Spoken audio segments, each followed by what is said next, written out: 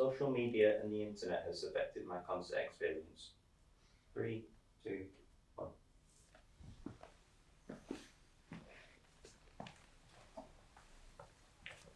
I'm going to go over here because it's how you define affected Definitely positively, because I was able to share that experience with like a million other people on social media. Yeah. They were all experiencing the same thing, and I feel it made the concert experience far more enjoyable for me.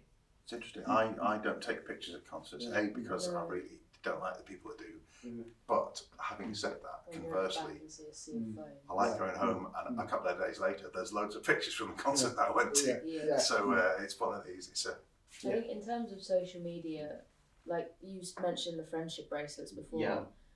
Like a lot of concerts that I'm aware of at the moment, there'll be a thing that you agree to do on your night.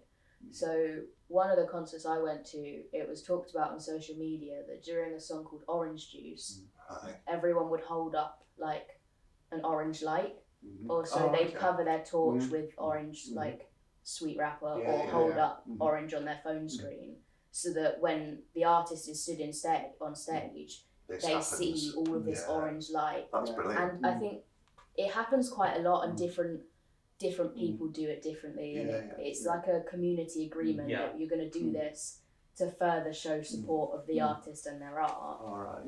And sometimes they do get quite emotional about it. They realise the reach that their music has got, even though they're on this sold out arena. It's this like extra level of just realisation for them. It's more of a community thing. Yeah, I think that's the benefit of the social media aspect. Come to a certain level, there's a big group that does things, but not to that level where they've agreed they're going to do something. We know one thing that's always going to happen, no matter what. When Brad Praise is playing and he does Venus, there'll be a Mona Conga. And that'll be my mates. And they go, and the security get upset because they're up and downstairs. But they've done it once, and he joined in once and went around the whole arena. So he knows that's going to happen. Every time he does that song, this is what's going to happen in the UK. It doesn't happen necessarily in the US, but it always happens in the UK. Usually done by my mates. That's interesting. Actually, now you've said that, I have been to a concert where I joined a Facebook group on, it was fans of the band that were going to this particular event, and they did the same thing. That they did a peace sort of song, as bands do, and everybody secretly took a Ukraine flag in and they waved it at the start of the third verse kind of thing, you know. But that's I hadn't thought about that, but that is a good thing. I think it's just another way that the community, you've all got one thing in common at the concert. You've got, it doesn't matter anything else in your life apart from this one thing that you all agree that you like. And I think sometimes the social media aspect of that can just reaffirm that belief that someone somewhere also likes the same thing you do. No, that's great to know that. But at the same time, you've explained earlier about the pressure that social media puts on you. It does have its downsides. To even just go, you know, it's almost like like the same gang that you're in that's going to wave the flag or shine a light is the same gang that's going to film it, and you're going to have fear of missing out. Weird, isn't it? It is a strange thing because you can love it and you can really hate it. I think that just tracks for social media in general. Yeah, because at my show for Taylor Swift, as per usual, after she sang a song called Champagne Problems, the entire stadium kind of like agreed to just give her a standing ovation, and it lasted 8 minutes. Before normally she'll just move right on to the next song, but she had to wait for the stadium to quiet down because she couldn't even hear her in the monitor. The stadium was cheering so loud for her. I think she got like really emotional during that because it was one of those like I made it moments for her, I assume, and she was just looking out at the crowd and they were absolutely going crazy for her. Like, and Champagne Problems is like quite an emotional song. It's like quite personal to her, so she's you know, poured her heart out into this song, and then the entire stadium just like erupted for her. Good stuff. It would be like quite Yeah. an interesting experience for her, I assume. Also, particularly with Taylor Swift, part of her concert is she has a section for surprise songs. Yeah. So the set list has been fixed for pretty much most of the shows. Yeah. But then there's a slot where she'll sing something different each time. Oh, that's good. And so it was like she was going through a list of all of the songs. Yeah. And you'd see the song that you wanted to hear go by and Yeah. you'd miss it. Yeah. And so then you get jealous of the people who were on the night that you heard that song. And Yeah. there's a lot of expectation for that. But I think that's also carried over into seeing other artists. You now expect that of other people because she's done it. Or at least some people on social media. A lot of artists have now carried on this like surprise song tradition. When I went to see Coney Gray, it was quite a few months after I saw Taylor Swift, and he introduced a surprise song section in his concert, and he sung a brand new song he'd come out with called Holidays, and that was on the set list, and it was only sung for that one night. Wow. And so that was quite interesting. I was there.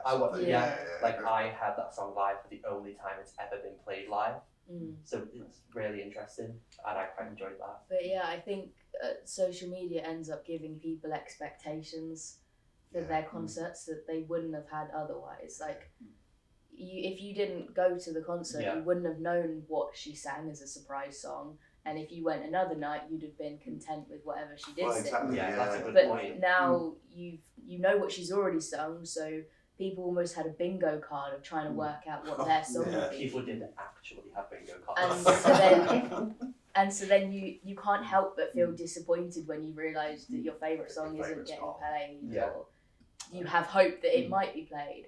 Yeah, see, I did have this like dread before going to the concerts, like, what if I get a song, what if she sings a surprise song that I really don't like? Yeah. Because she'll do a song on piano and a song on guitar. It's like an acoustic section, and she'll typically do like mashups of the songs. Yeah. I got like all my favourite songs lessons, so I was quite lucky, but you know, there's probably people in that stadium that were like, okay, I didn't really like those songs, so they were quite disappointed, thinking like, oh, what if she sings a song that I really like in the next show and I'm not here?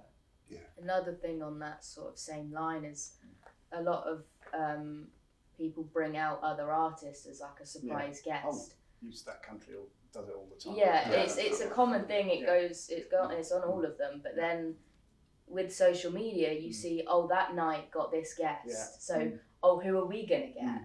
And then you get the artist and just the artist, and everyone's like, oh, but. You shouldn't be like that. You still got to see your favourite artist perform. Exactly. And you get, like, to see this example, Shabuzi. Not many, he's a big black guy. More rap than country, but he does country. And people on social media were, really being a hard time. And so I just popped in and said, there's two things here. One, he stood up on stage in front of, this is the O2 Arena, so 60,000 odd people to sing his songs. I wouldn't do that. I've had people come with knives, guns, whatever else. I'd do that. I wouldn't stand up in front of 6,000 people and sing. Not that I can sing, but it's the principle. And and he writes his own songs. So he's a wee bit more talented than you. Stop having a go. And that's the other side of social media. It does give you that ability to have a go about something in the safety of not having anything done to you for it. Something else I've noticed as well is I was looking at this concert a while ago, and people were complaining that the opening act wasn't famous enough. And that's the whole point of opening acts, is to introduce you to new music. You're not supposed to know who the opening act is before going. I was at like a park concert a few years ago, and this lady came, saw the opening act, and then left. Like, she literally came for who was performing for that, and then didn't stay for the actual name on the Billboard concert, which I thought was very strange. But it's the disappointment people get. The social thing, it's interesting. Now that we've asked the question and we're going around, when we were kids, there was only 3 or 4 ways that you found out that a band was touring, because there was no direct access to the band. So it was either Sounds or Melody Maker, which were weekly music newspapers, believe it or not. There was the phone line at the box office. There was the local record shop would have a list. They were the main ways. There was always somebody that knew. Occasionally you had a billboard. occasionally. But and it's funny now you've said that. I use Facebook. I don't provide any information. I've not got is it a wall it's called? I know. Anyway, I've not got a presence, but I'm in lots of groups and I learn about, I'm in lots of Facebook groups associated with the bands I want to go and see, or the gigs that host lots and lots of bands. So I'll see what's on at the O2 Ritz, for instance, but I'll also follow the Thomas Dolby page, and he'll put on his Facebook when he's touring and where he's going, and I'll learn about that. So I suppose for social, perhaps it's made it a bit better in that way. But there was always a way to find out, and it's just the new way to find out. So I don't know if it's a benefit. Yeah. It's just the new way. Yeah.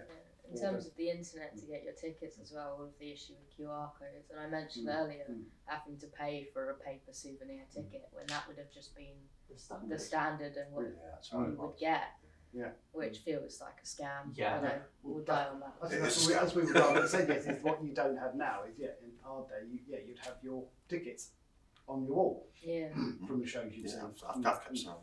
I've got all my tickets on my wall. I always get souvenir tickets for my shows. Yeah, that's one thing I can't justify because I'm a creative person. I'm a creative student. I do like your idea of doing. So I make my own. Doing your own. Yeah. I've got a template that I'll use, and then photos of the artist on a tour.